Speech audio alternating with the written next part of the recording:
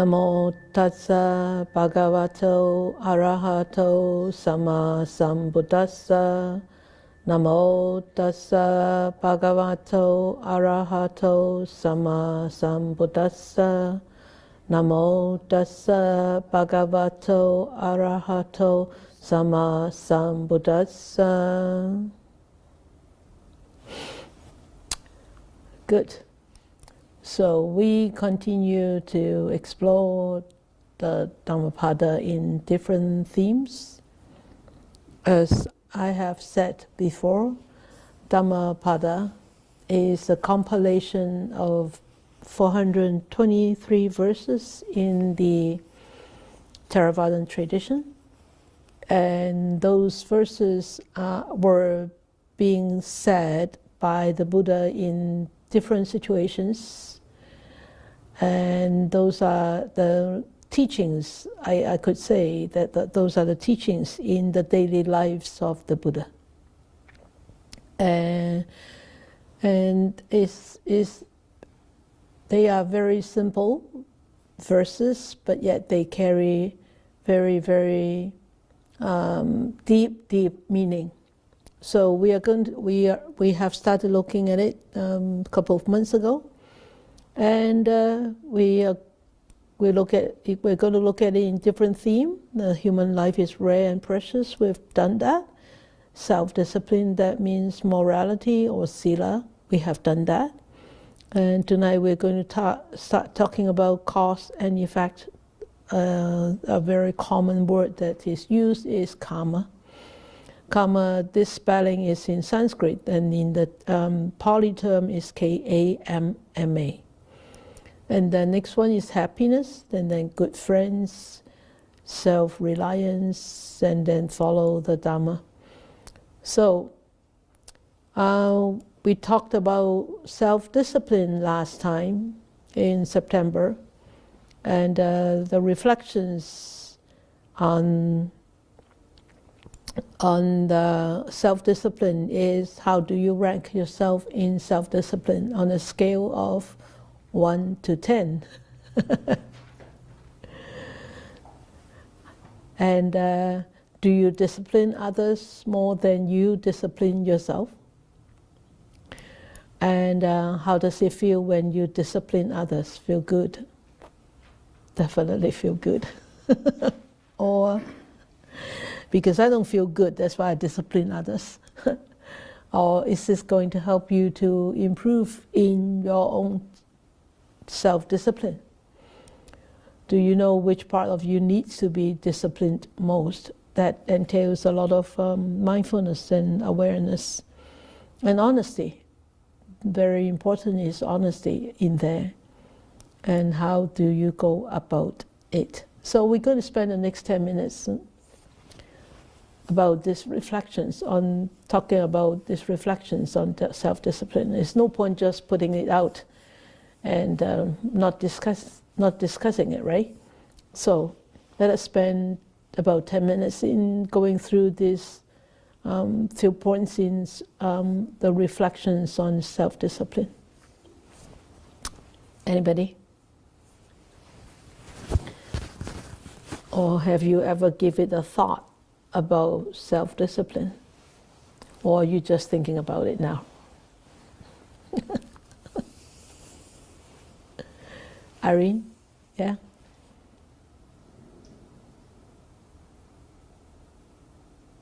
For everyone. Hello. I go first. Yes. Brave. Okay, I would rank myself 5. Very modest. Okay. I tend to discipline others more than I discipline myself before encounter Dhamma. And understand the impermanence, causality, and also no self. And I do observe inward, from practicing meditation. And I now discipline myself more than others. When I say discipline others, it's usually my kids. Yes. Yeah. How how does it feel when I discipline others? Doesn't feel good at all. You know, usually I raise my voice, and sometimes I will my habitual reactions, and in a very angry way. So it doesn't feel good. Doesn't feel good. So Yeah. I change. Mm. And That's good. is it going to help me in some sort, because the reflection, or I don't feel good, so it does help me to reflect and improve and contemplate why, what the causes of why I'm doing that, have such kind of reactions. So I go inward and discipline myself, and make sure do not repeat the same mistakes. Good. Okay. The part that I need to discipline the most is speech. Speech. And so speech. Yeah. And especially in Chinese. Oh, yeah. But I'm learning. That's good. Okay, how do I go That's- about it? Just be very mindful, right? Yeah, just be mindful. Yeah. Exactly.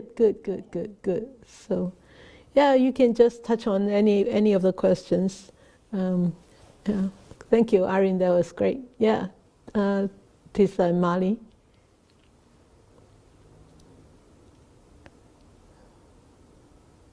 Hi, Sita. Hi, Mali. Long time no see. Yeah. So I sort of wrote down a few things, some notes on this. So yes, I did my homework. Good. How do I rate myself? I would go, I have a range from maybe 5 to 7. So the sevens, the higher range would be where I look at trying to control my mind in situations where, I have to exercise, I have to eat healthy, that kind of thing I'm pretty good at, so I don't really need a lot of, I'm pretty disciplined in that. But when it comes to, the thing that I'm rating myself the lowest would be when it comes to my annoyance with extreme views, or not so much opposing views. Extreme views, yeah. Extreme views of people, especially when it's negative. Yeah. And without any kind of evidence or support for that, and contrary to what the norms are in society. Yeah, very easy to fall into that trap. Yeah. So those situations I can get annoyed. But I have, I'm not really following all the questions that we have asked, but I'm just going to talk about how I feel about those situations. And so what I do is I try to listen to the other side now more and more than just trying to forcefully explain something to somebody who's not going to listen. Yeah. So listening and being aware of my own shortcomings as to why I'm not listening. That's the thing that I'm paying more attention. So Good. Trying to improve myself. Yes. Listening to others. Yes. Whether Yes. they're right or wrong. Maybe we'll never be able to change their minds, but I have to try to sort of understand that. Yeah. And what's the last one? Doesn't matter, you can just touch on any questions. I covered most of it. Yeah. Thank Yeah. you. Great. Thank you. Anybody else? It's great. It's wonderful to hear about your sharing. Hi, Nora. Oh, okay, Nora. Nora put up her hand. I saw Nora first. Okay, Waifun later. Okay.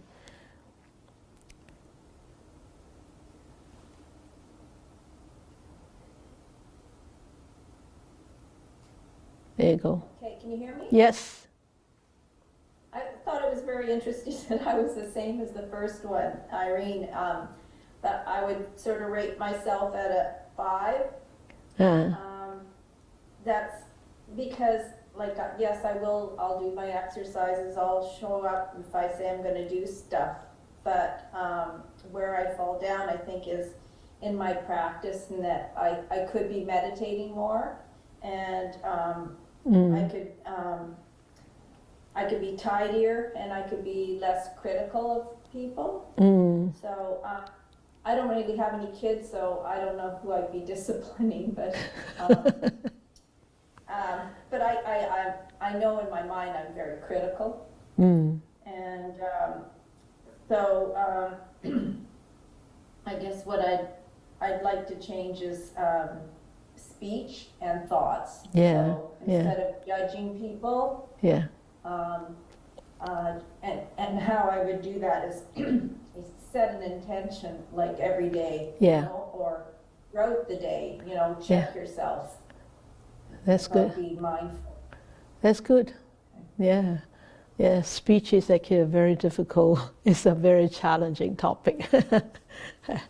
It's so easy to say something and then regret it. Yeah, I totally agree with you. Yeah, and sometimes we don't even regret because we think that we are so right, we are so correct, and we don't regret at all. And sometimes even when people apologize, we still don't pardon them because we think that we are so absolutely right and you're absolutely wrong. And this is, yeah, that's absolute. Well, and yeah. one of the things that I catch myself, things that are unhelpful, like I'll be gossiping with somebody, you know, about how, like, because I volunteer at Habitat Restore, and Yeah. I'll be gossiping about how this is really stupid, you know, what we have to do. And then you see the boss come around the corner, and you think, oh no, I hope she can hear. You know, it's so bad of you to be saying stuff. And then you will say, oh, that's instant karma. Yeah. It's like, oh, that was just so bad. Yeah. Funny. Good. Okay. Okay. Last one. Waifun. Okay. Thank you, Nora. Thank you. All right. Thank you, Sifu. I just remember after Sifu said this, I remember that I have with a friend to cross the red light. She just this is the red light, that is the red light, but she just going on. At that moment I say, this is red light. She's still going on. I just stay there and I say nothing. At that moment I think, why she do that? I don't know, but I cannot go through the red light at that moment. After the traffic lights turn green and cross, and tell her, I'm sorry, I tell you don't go, this is the red lights, but because I have already seen a person that he hit by the car through a long side. Yeah. So I'm very afraid that You got hit. got hurt. So Yeah. I say that don't go. Yeah. And she say nothing. But after I say these words, I stop and we walk together, but say nothing. At that moment, I say, I don't know, is that she accepted or not? But at that moment, I say it. Yeah. And, Yeah. she accepted or not is not my fault. Mm. So this is agree of the people to discipline others is very difficult. But if it's right, I do that. I'm not thinking anymore. That's what I want to explain. Thank you, Sifu. Okay, good. Well, you were really not disciplining her. You were trying to save her. That's a good intention. But for this discipline is actually, we have to bear in mind all the time is we really cannot change others. We have no way to change others. Sometimes even on the superficial surface, we think, oh, she will listen or he will listen to me.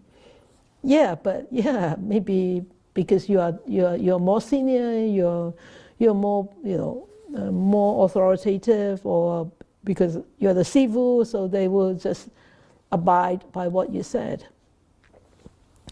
But deep down, or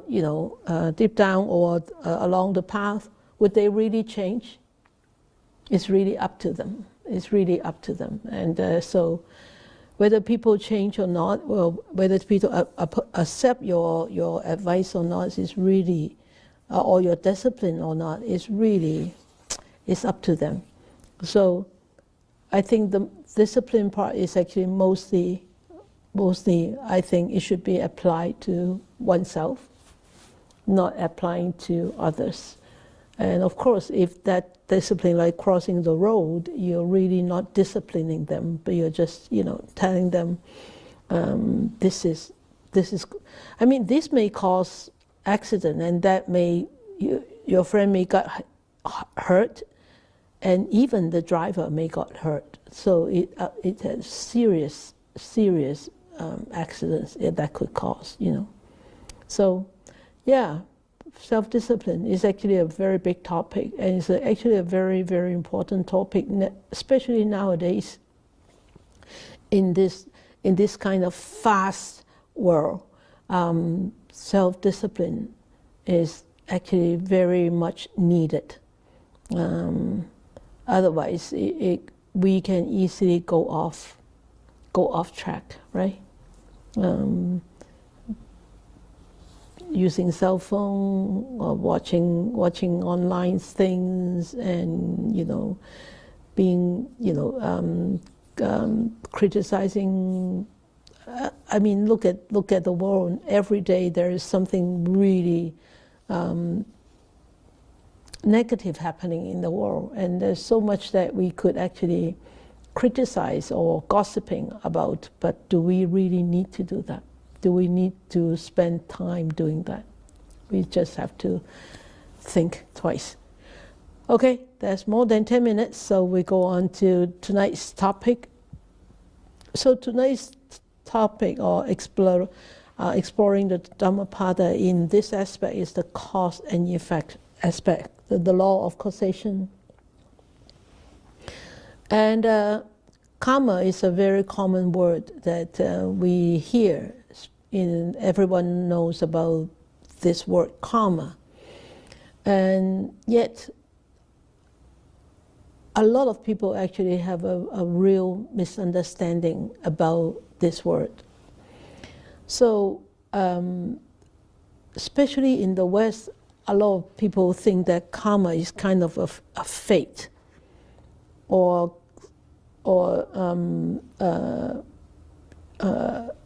fate. But according to the Buddha's teachings, karma is not anything to do with fate. Okay?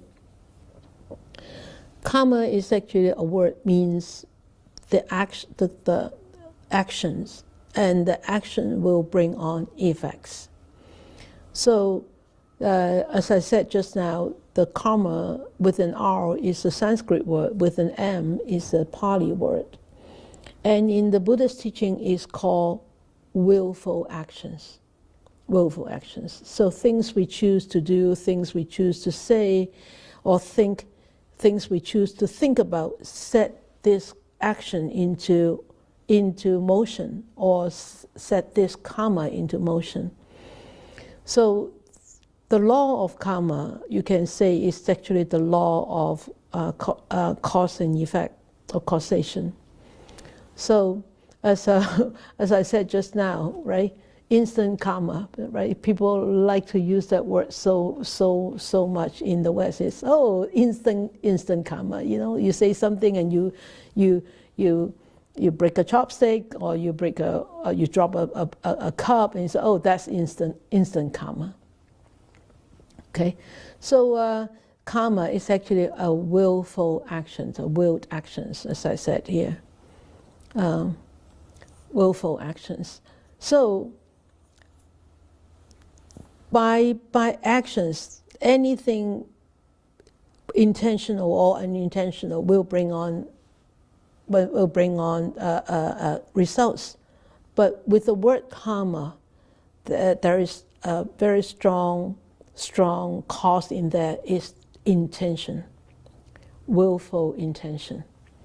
So that willful intention will brings on the consequences in the future. Okay, so intentions are considered to be the determining factor in the kind of future that we will have, or when you talk about life and death, the rebirth that we will take on in the future.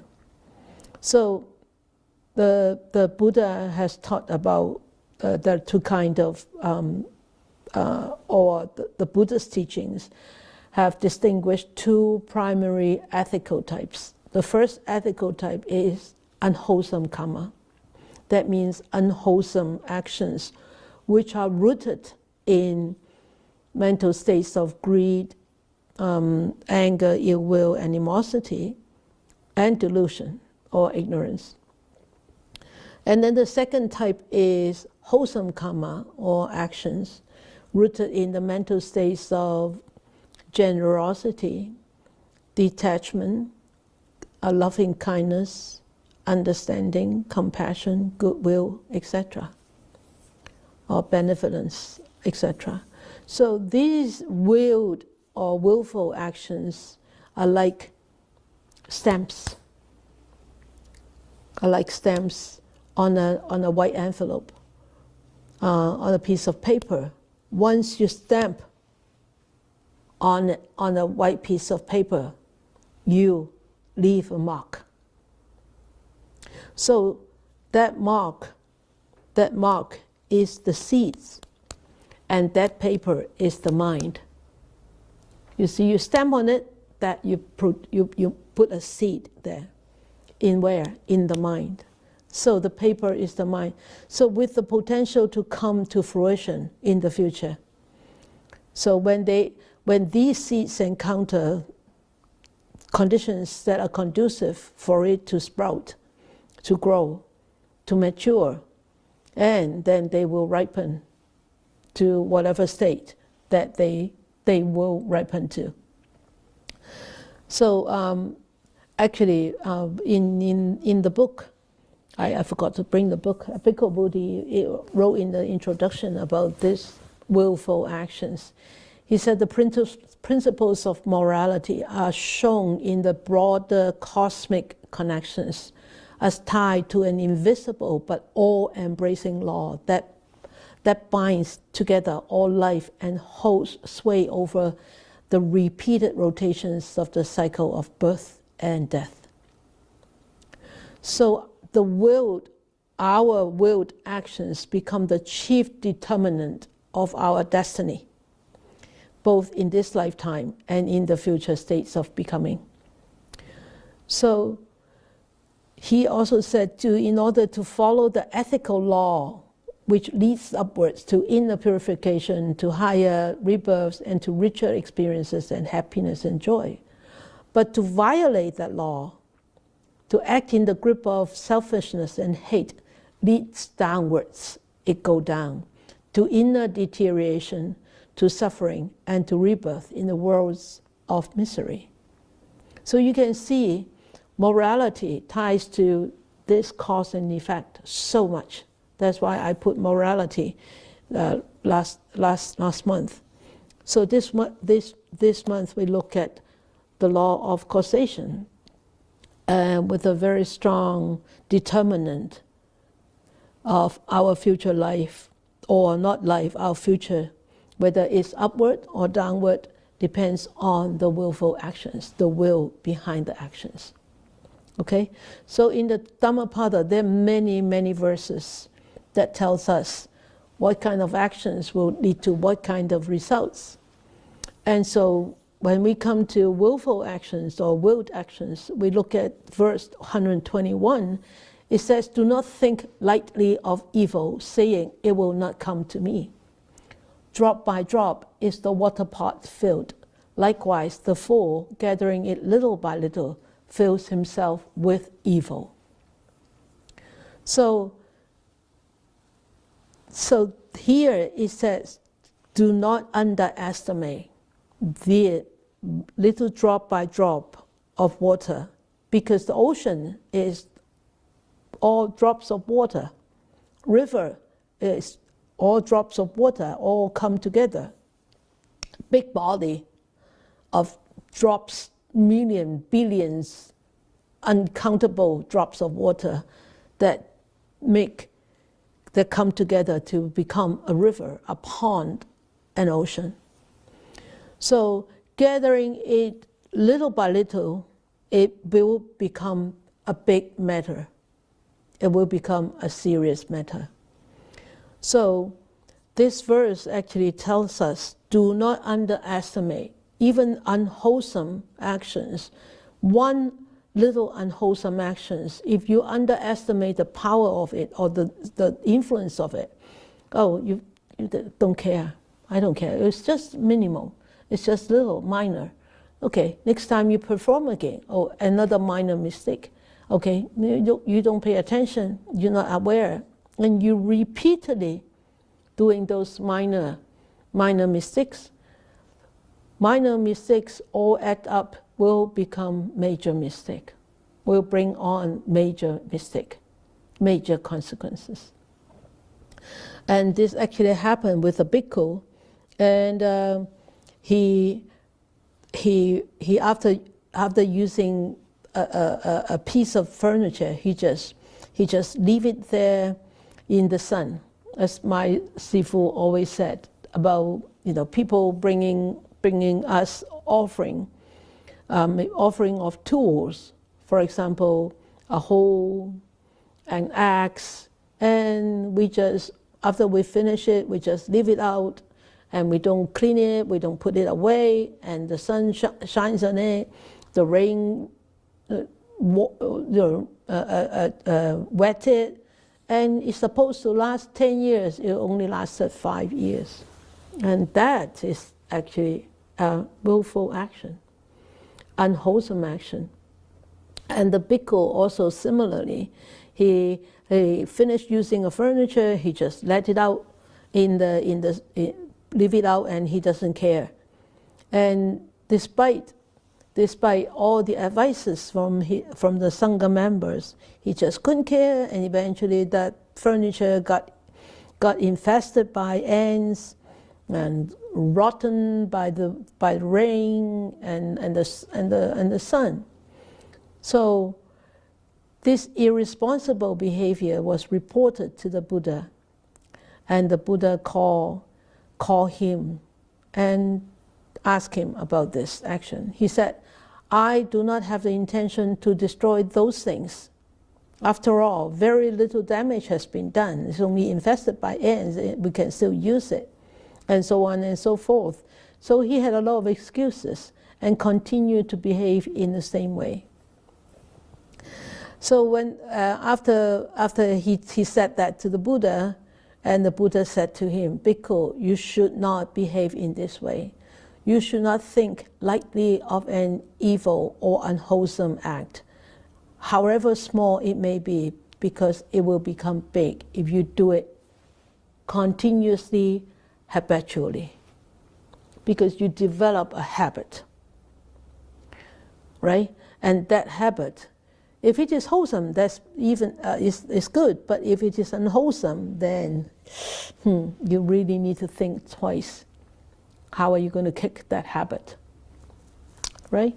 So similarly, in verse, of course, that is talking about unwholesome.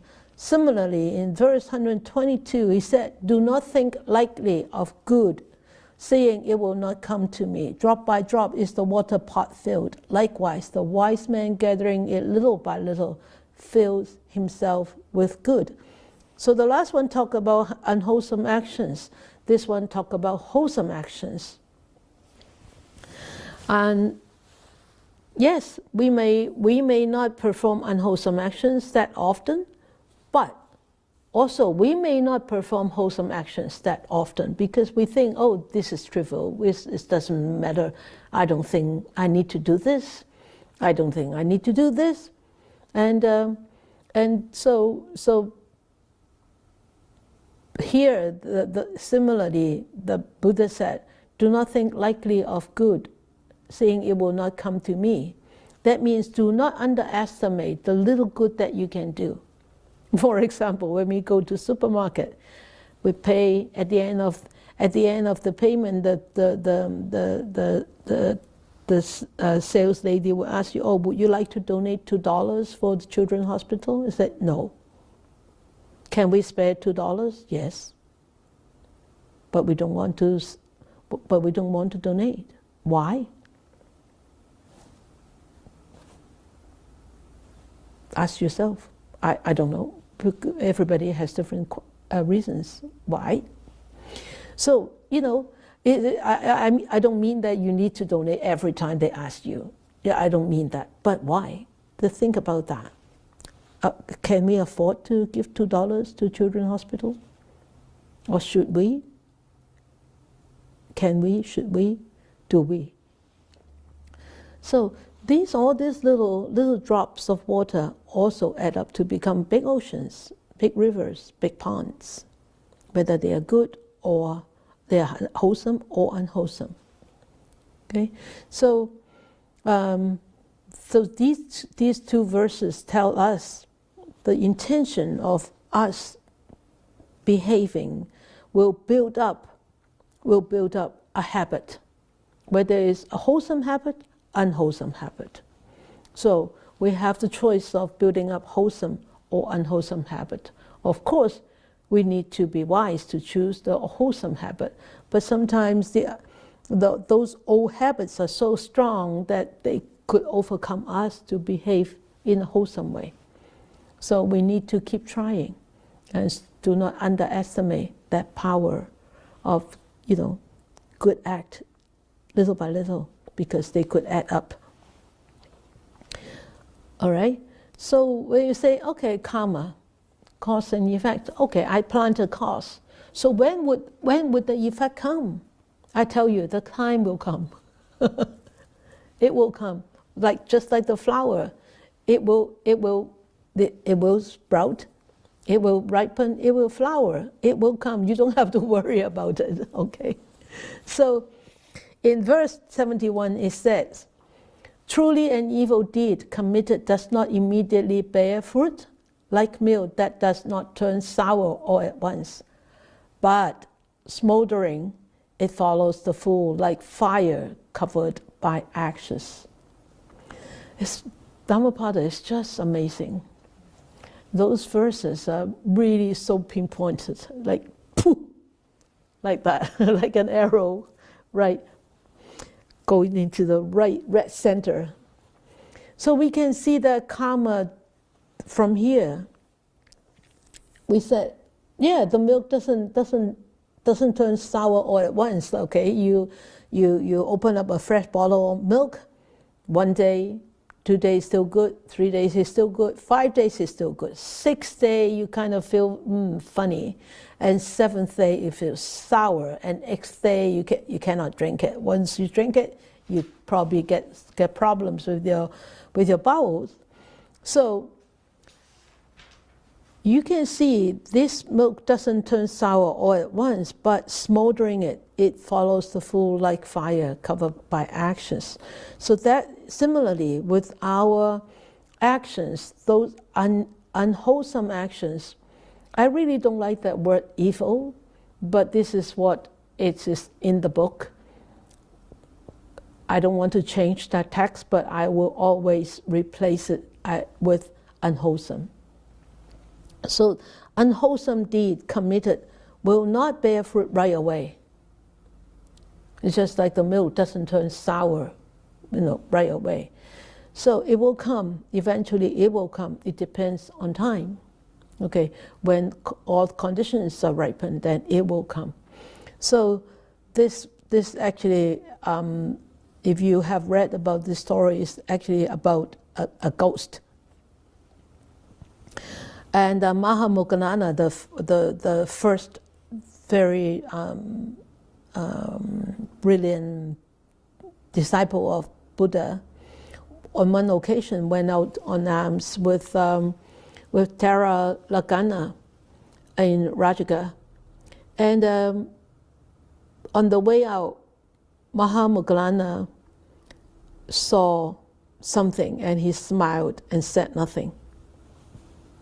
So when they went back to the monastery, Mahamoggallana told Tara Lagana what he saw and why he smiled.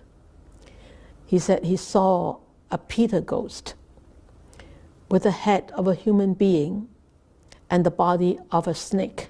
Can you imagine how ugly that is? Head of a human being and the body of a snake.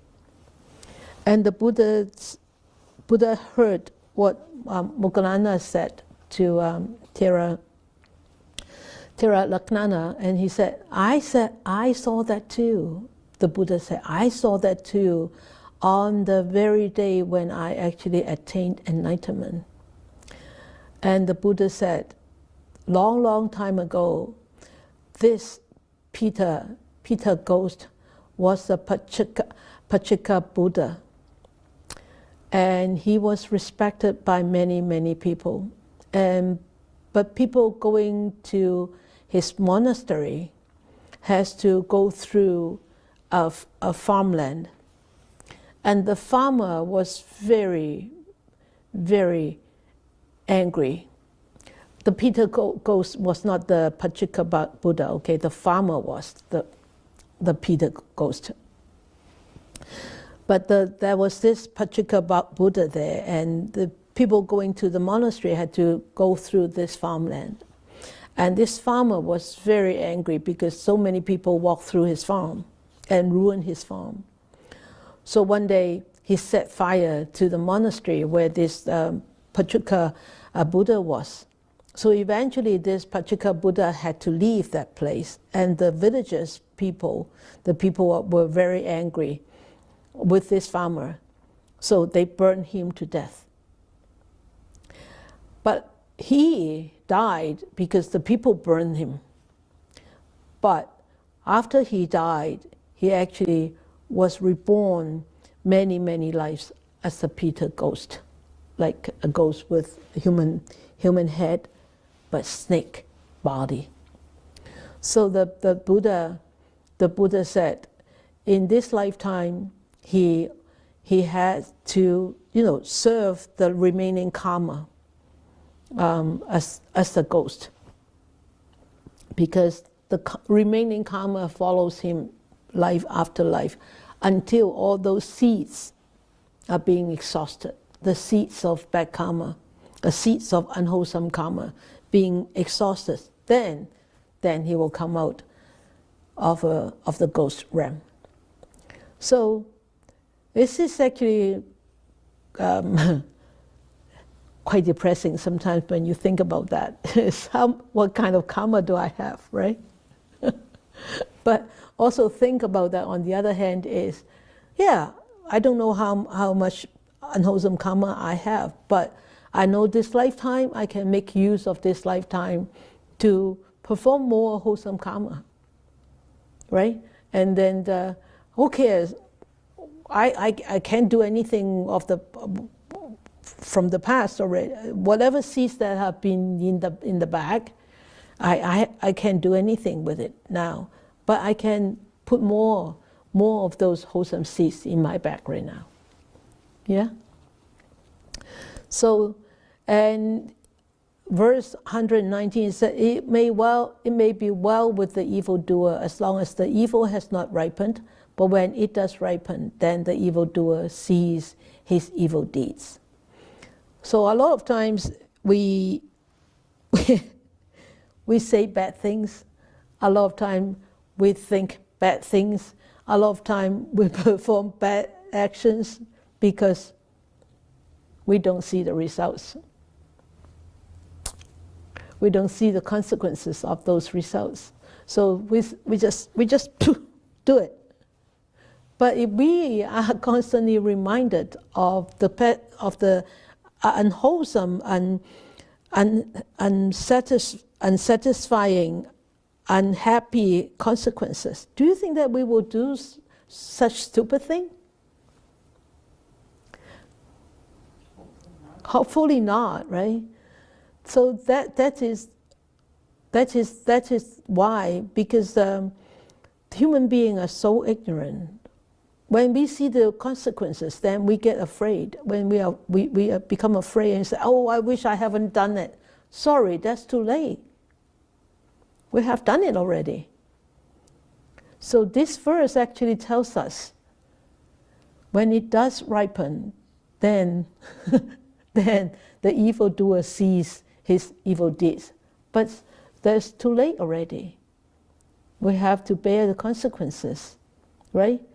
So why don't we be a little bit more mindful, a little bit wiser, a little bit clever, like Anathapindika, right?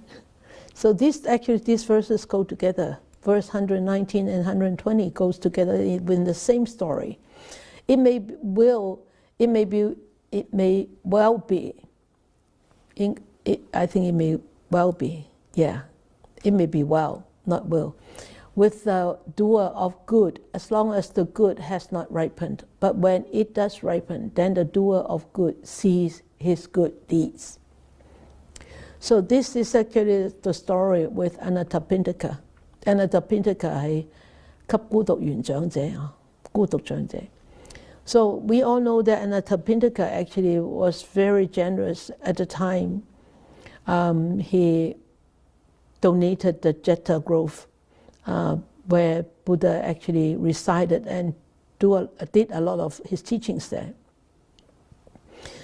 He was not just generous, he was also very, very devoted to the Buddha. And every day he would go in the morning to a Jetavana monastery and pay homage to the Buddha. And in the morning he will bring rice porridge, and during the day he will bring food and medicine, and in the evenings he will bring flowers and incense, and he pay respect. But after a while, Anathapindika actually lost his business. He became very poor. At that time, he already attained the stream enterer. He was already a stream enterer. He was a Sotapanna. And even though he was shaken by this misfortune, but his devotion, his respect, his generosity did not lessen. And he still continued to go and pay respect, to do as much as he can, to bring as much food as he can, even though the rice porridge would not be like very good rice. It will maybe made with broken rice and all that. But one night there was one spirit who used to guard Anathapindika's house, and he appeared in front of Anathapindika and he said, "You have been supporting the Buddha for so long. Now you are so poor. You should stop offering to him. You shouldn't offer to him anymore, because you don't have any more to offer. You need to save something for yourself. And I am the garden of your house. I'm the guardian of your whole place, and you should listen to me." And Anathapindika said, "No, you go away. You leave my garden. I don't need you to guard me anymore, because you are not in the right position. You're not saying the right thing. You go away." And he kept going to offer to the Buddha and the Dhammapada. And so this guardian was very upset, and the Dhammapada didn't listen to his story, to his advice, and he got chased out from Anathapindika's house. So he eventually went to the Sakka king, the heavenly king, and asked his advice. I wanted to return, I wanted to guard Anathapindika's house again, but he wouldn't. I don't think he would accept me because he's a person of principle. The Sakka king advised this being is that, Anathapindika, because he has lent so much money to others and they haven't paid him back, so you could help to go and get those lending money back. And also, Anathapindika also has some treasures which were the boat flipped and the treasures all went down into the ocean.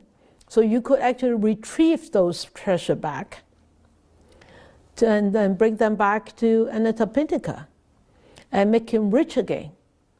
So this spirit, after hearing what the Sakka king advised him, he did go to look for all these things, all these treasures, and he brought them back to Anathapindika. He said, "Sir, I brought you back the wealth that you're supposed to have. That belongs to you." So Anathapindika became rich again. And even though he became rich, when he was poor, he still went to see the Buddha 3 times a day, still offered as much as he can. And when he became rich again, so he offered as much as he can. So, you see, Anathapindika didn't care what kind of consequences his actions will bring. He continued to offer. But eventually his wealth returned back to him. But if he would have listened to this spirit and stopped offering to the Buddha, do you think that he will ever become rich again? I don't think so, right? So these 2 verses tell us the time will come. It will come. The consequences will be there, okay? And there is no escape of our actions. There is no escape of our wholesome or unwholesome actions. And we can see that the fruits of actions will always come. So it just depends on whether it's full fruit or quarter fruit or half fruit. Okay, so in the Dhammapada it says in here, neither in the sky nor in verse 127, it says, neither in the sky nor in mid-ocean, nor by entering into mountain clefts, nowhere in the world is there a place where one may escape from the result of an evil deed or unwholesome deed. So there's no escape. When we, with willed actions, perform unwholesomely, there will be no escape. Then you will say, wow, Sifu, I'm practicing now. Can I escape?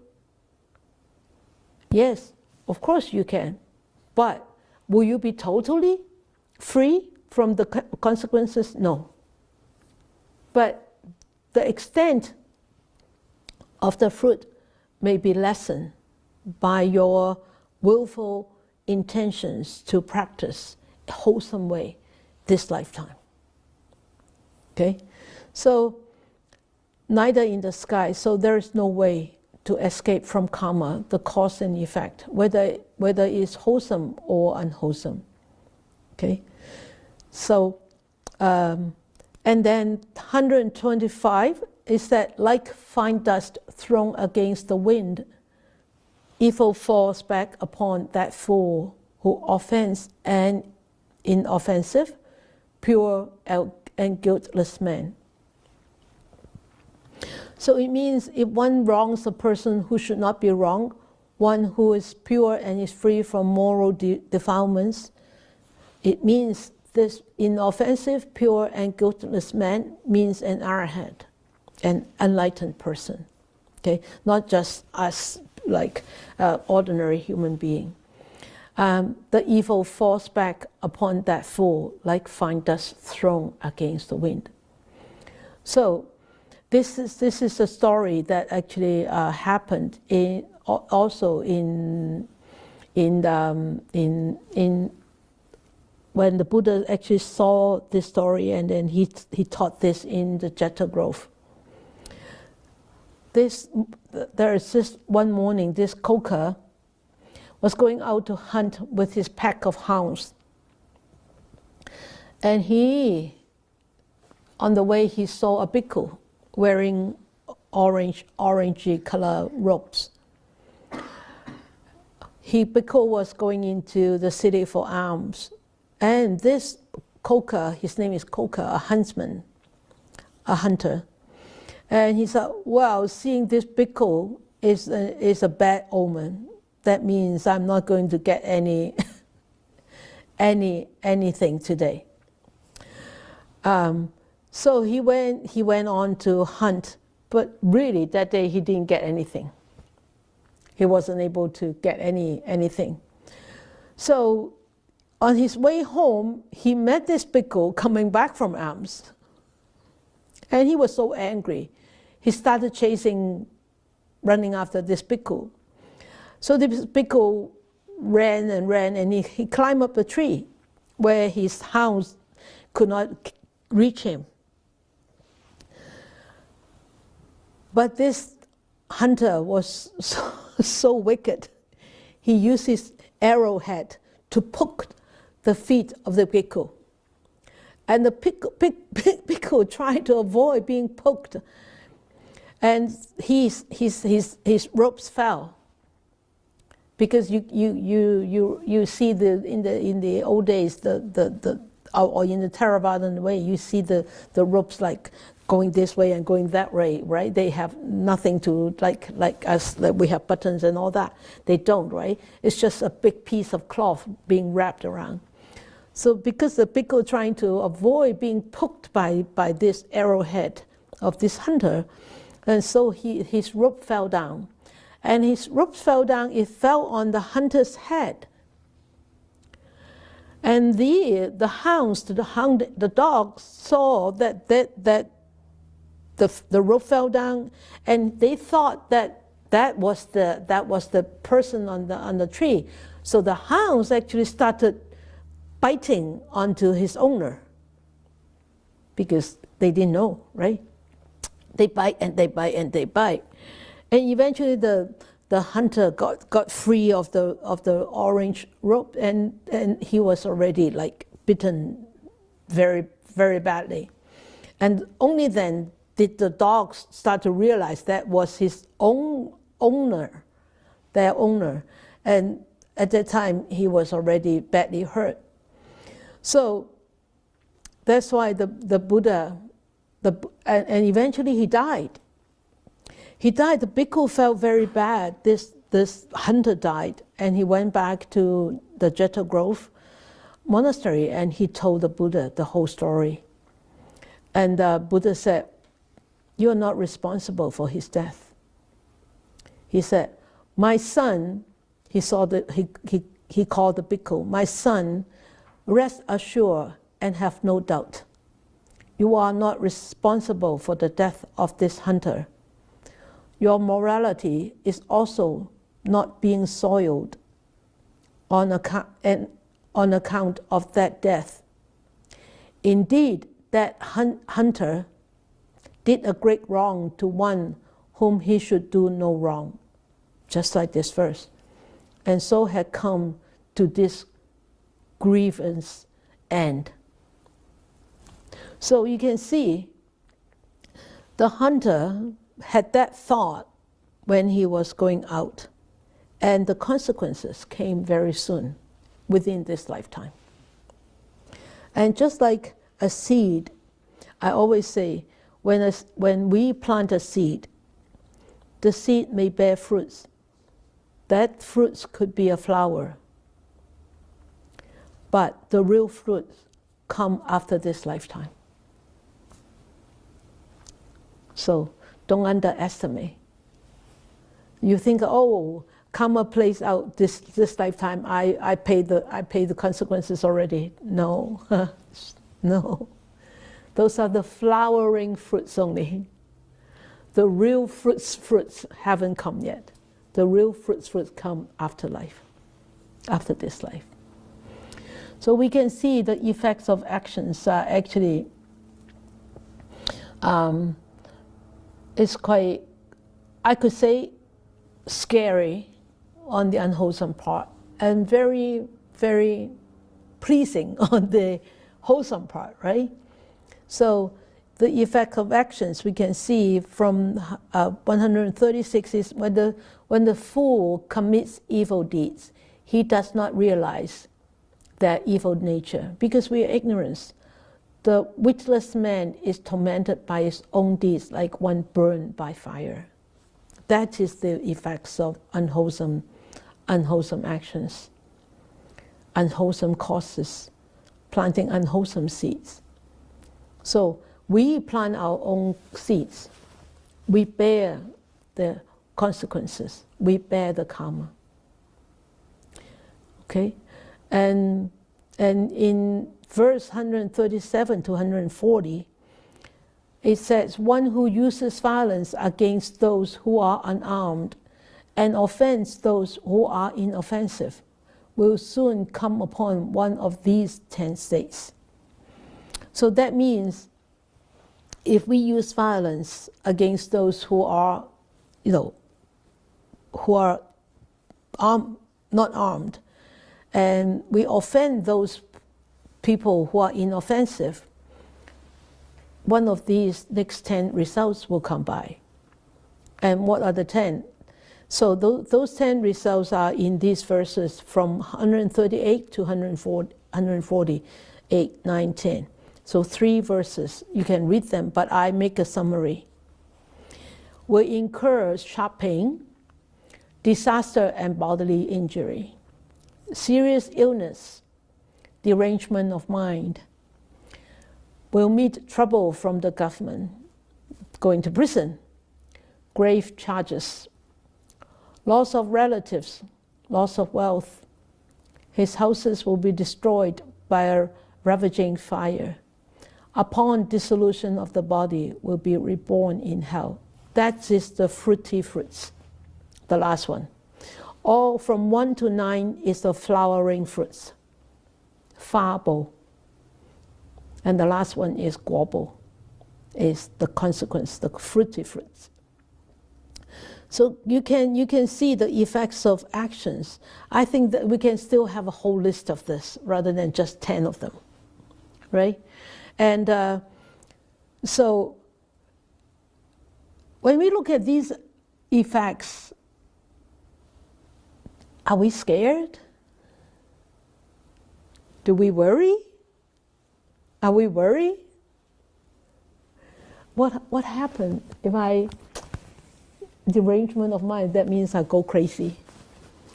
What happens? Or loss of relatives, loss of wealth. Of course, this loss of relatives, it doesn't mean that the relatives is old age and they die. It doesn't mean like that. It means like loss of relatives, maybe due to accident, or they die very young age, or you separated from them, whatever, that kind of situations. And grave charges, of course, like going into prison or something like that. Houses will be destroyed by ravaging fire with no reason why. The wealth go away in the fire or burned down by the fire.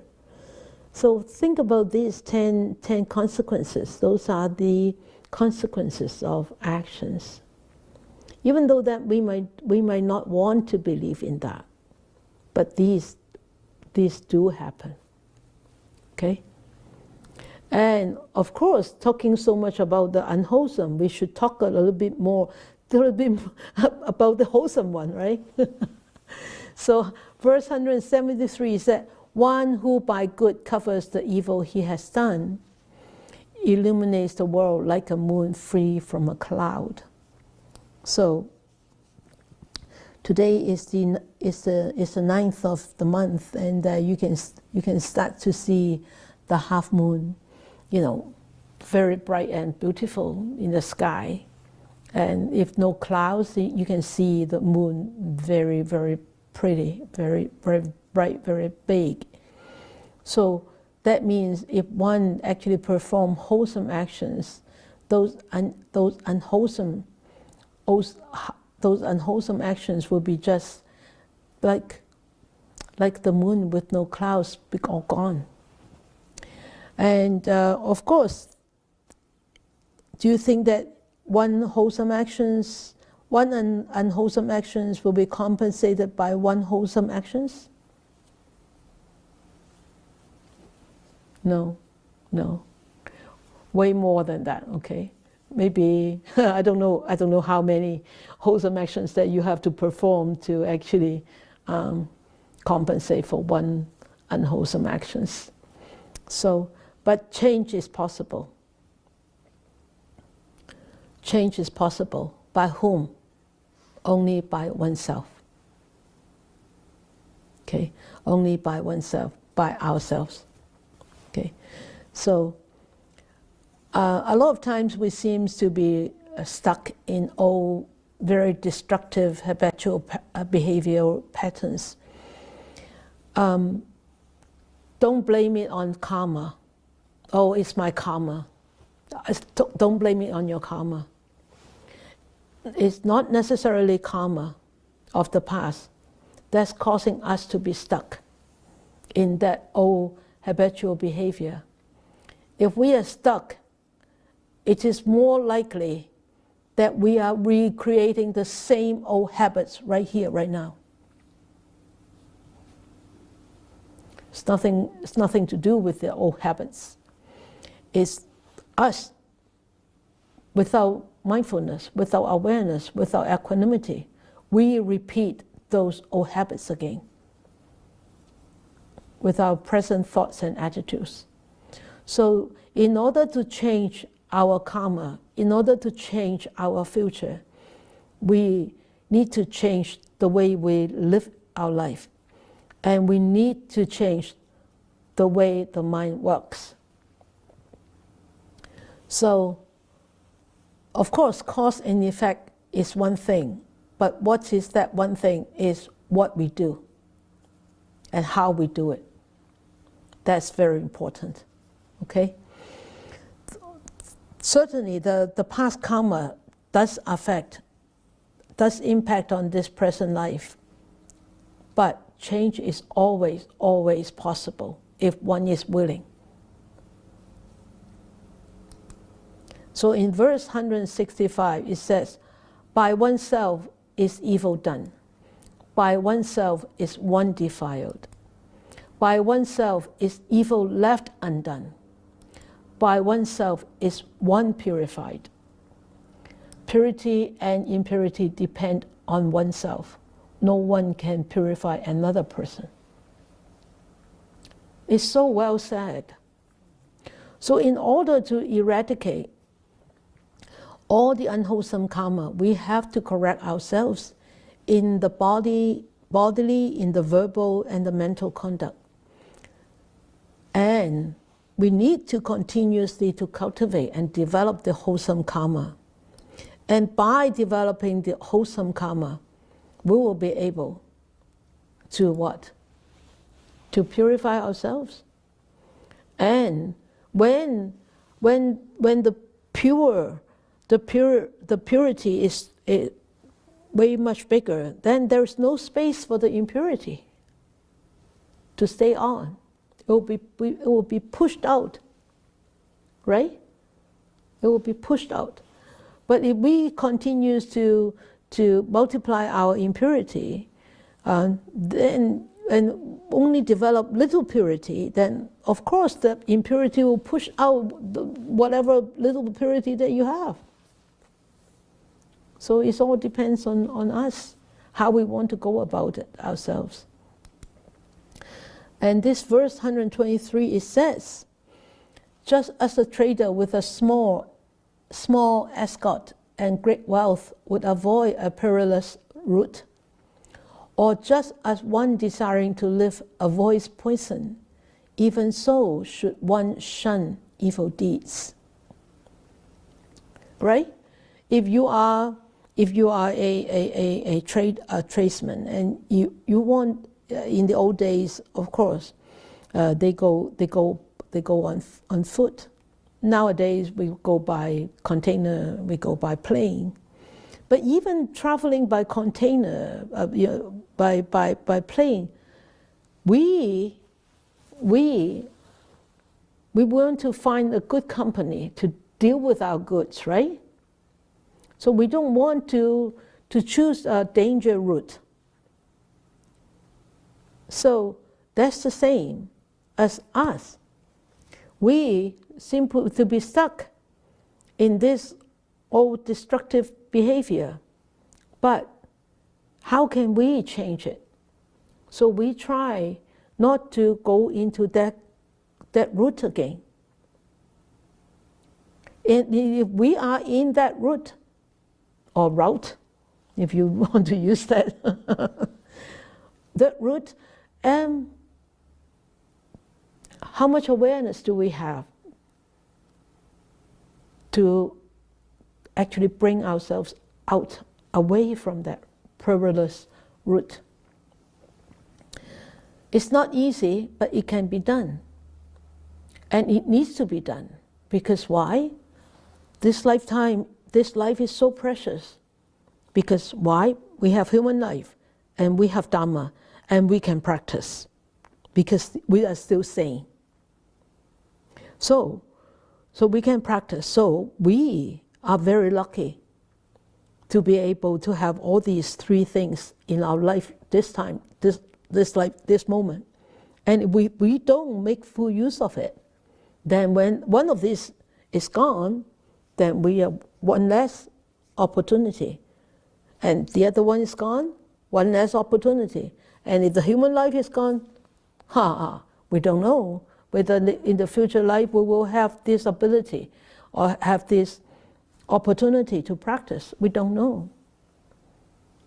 Being reborn as a human being is so rare. As we actually looked at it in the first session on exploring the Dhammapada, it was so rare to be reborn as a human being, and even rarer because we encounter the Buddha's teachings. So we should try to avoid living in poisonous environment and perform all these unwholesome actions. So having known a fault to be a fault, and the faultless to be faultless, upholding right views, these people go to a happy realm. So because all this karma, the whole thing about in the back of this karma is the intention. The willed karma is willed actions. So the intention is very important. So in verse 319 it says, upholding the right views, these people go to a happy realm. Why? Because right views actually help us to have this right kind of intention, or right view go together with right intention. And with these two as our shining lights, guiding lights, the resulting behavior would be wholesome rather than unwholesome. And positive results will be here and in the future, rather than negative or unwholesome results here or in the future. We don't have to worry about the consequences of the future. But what we have to worry about is my behavior right now, right here. and my intention and my view right here, right now. Because happiness, those wholesome fruits will come naturally. Okay? So in 318 and 319, actually, there's this story about the student of this man called Titus. And he didn't want his children to mix with the children of the followers of the Buddha. So he often told his children, don't go near that man, don't go near those children, because they are bad children. They are very bad. So do not go to the Jeta Grove, do not go to the Jetavana monastery, because those are bad people. Those are bad children. Those are bad parents.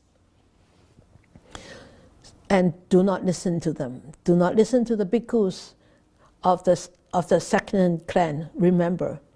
So but these boys always play together. And one time they were all playing outside the Jetavana monastery. And the Titus boy were they were playing, and they were very thirsty. And so the other boys went into the Jeta Grove and asked the Buddha for water. So the Buddha gave them water, and they felt very good. But they said, our friends, they are still outside, they are very thirsty, but they didn't want to come in because their parents and their teacher told them not to come near you, not to come near the bhikkhu, not to come near our parents, not to come and play with us, but we play anyway. And the Buddha said, never mind, you just go out and tell them to come in, I will give them water. So these children, very innocent children, right? They went out and said to the Titus boys, come in, the Buddha will give you the water. Children being so naive, they forget what the parents teach them. They just wanted to quench the thirst, right? So they went in and they took the water from the Buddha, and then the Buddha started to tell them stories. And stories about the Triple Gem, and stories about the Dharma, stories about the Sangha, and they were so happy. They listened to the teachings of the Buddha, they were so happy. And then when they went home, they talked about the visit to their parents, and the parents were so angry, and they said, oh, you should not listen to him.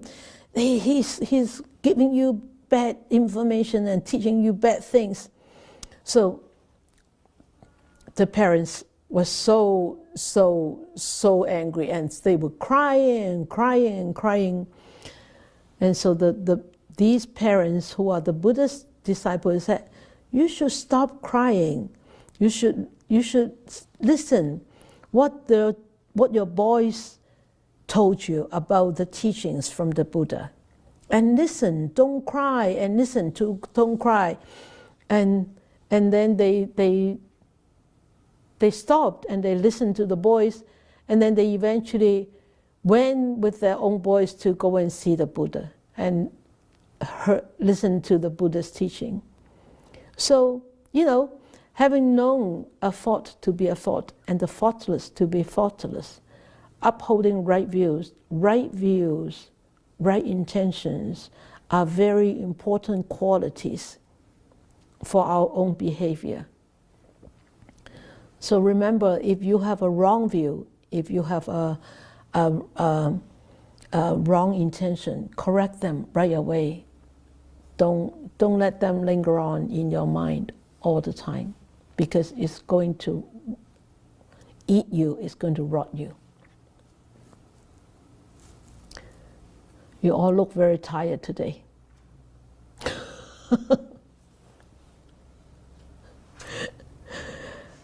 Okay, never mind. So let us look at reflections. Which one worry you most, the cause or the effect? The cause or effect. Think about it, okay? Why? If cause worry you most, why? If effect worries you most, why? So could you give an example in your life experience about cause and effect that has cause and effect in it? Give an example. Think about an example. And have you learned anything from that experience about cause and effect? Okay, so it seems that tonight we talk about a lot on unwholesome actions, unwholesome karma. But think of it as opposite to unwholesome is wholesome. So all those verses, you can replace them with wholesome words, and then they will be all wholesome actions and wholesomeness. Okay, so these are the reflections for next time. All right. Do you have any questions? Anything? Do you want to ask or to share right now?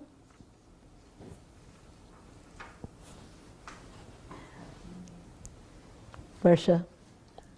Titania first, Versha first, then Titania. Thank you, Sifu. I just wanted to say that something I always struggle with, and I think you know this, is this whole idea of climate change and how we're living the effects of all these different causes that we've produced. And I really appreciated today's Dharma sharing, because it helped put some of that into a place that's more manageable, because you talk a lot about intention. Yeah. And sometimes we're caught up in the systems that are, and we can't completely pull ourselves away from the things that I know that are going to harm future generations. And we carry guilt with that. But when you kept going back to willful actions, intention, that sort of helped make that not feel as heavy as it sometimes does. So yeah, I agree with you. I agree with you, especially us as farmer. Us as farmer, we see how we farm, we see how others farm, and when we see those conventional way to farm, it's going to harm the land. It's going to harm the water. But is there anything that we can do? There's nothing that we can change them. But we try our best to manage our land in the rightful way. And then we have to put that away. Then there's nothing we can do. Remember, there's no way that we can change others.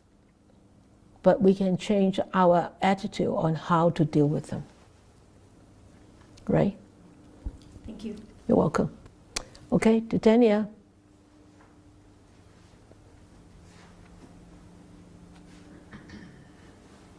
Thank you, Sifu. Hi.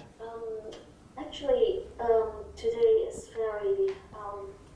very reflective on myself, and I am definitely not sleepy.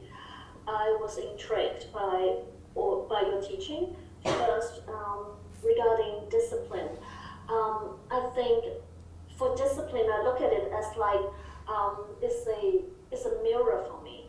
It's like I am not controlling, because I thought I am controlling or making others better, but in fact, it's like a mirror reflecting the opportunity for me to be better. It's not disciplining others, it's different. It's like disciplining myself. And so actually, today's teaching, you talk about all the intentions, wholesome, unwholesome, and there's no escape, etc., etc.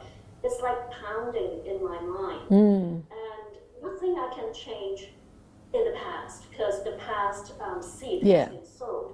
But what I have right now is now, the present. Even though I am bearing the fruit, maybe the unwholesome fruit for now. You mentioned about no escape, right? But what I'm thinking is, even though I am bearing the unwholesome or bad things for the moment, but I still could flip. Because in the end, you mentioned about flipping. Yeah. Even though I suffered right now, I remember the noble truth, suffering, right? Yeah. Actually, it's not suffering.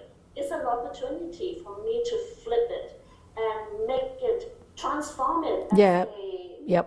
better seed for the future. Yep. You know what I mean? Yep. I'm very confused now, but I just want to share with you.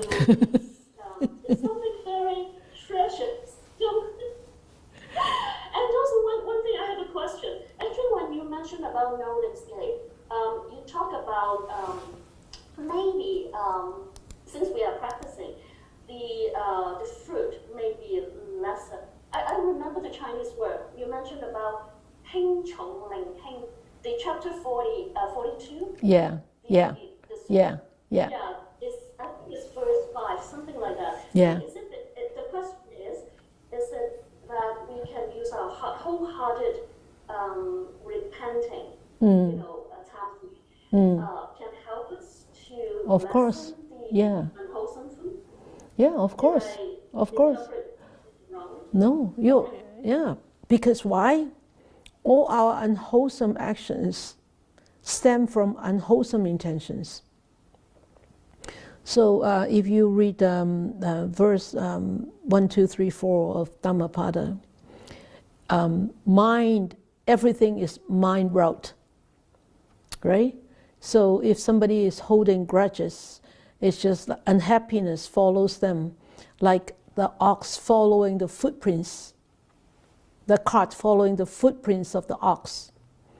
So if somebody is not holding those grudges, anger, ill will, animosity, happiness follows them like the shadow of their own shadow. So you can see why, because everything is mind wrought. Everything is because of the intention. Where does intention come from? Come from the mind. So repentance is repenting the mental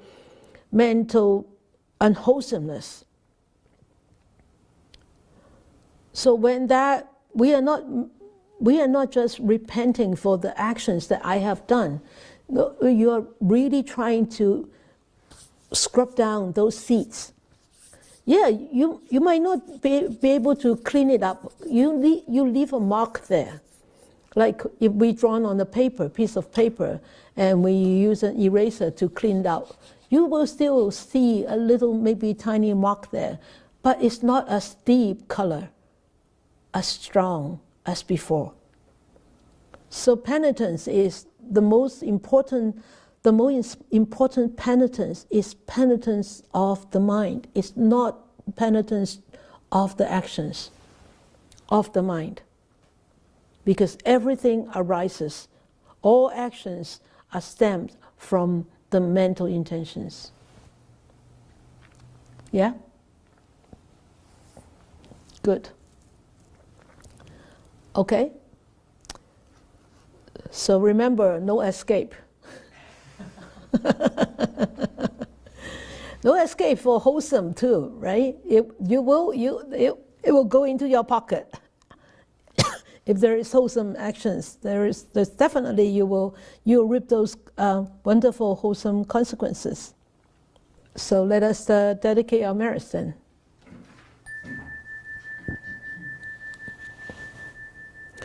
May these blessings extend to all, that we with all the other living beings together will attain the Buddha way.